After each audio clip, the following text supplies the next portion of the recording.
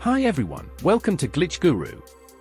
In today's video, we'll show you what to do if you keep getting this error while installing apps and programs on your Windows 11 PC. This particular error, which reads the app you're trying to install isn't a Microsoft verified app, mainly occurs due to the default settings on your PC. To fix this, you will need to change the app recommendation settings on your Windows 11 PC. For that, first open the Settings app.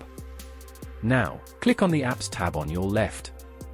Here, click on Advanced App Settings. In this menu, you will see this Choose Where to Get Apps option. Simply click the drop-down menu next to it and select Anywhere.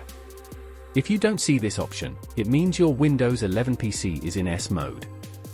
To change this, go to the System tab. Here, scroll down and select Activation. In this menu, you should see this S mode option. Just click on it to expand it and click this Open Store button. This will open the Microsoft Store app where you will see this prompt. Note that this is a one-time thing.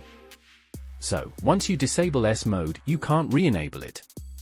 That said, there are no real downsides to disabling S mode. So, if you want to install apps and games freely, simply disable S mode and then you'll be able to change the app recommendation settings to anywhere. If you have any questions, feel free to ask in the comments below.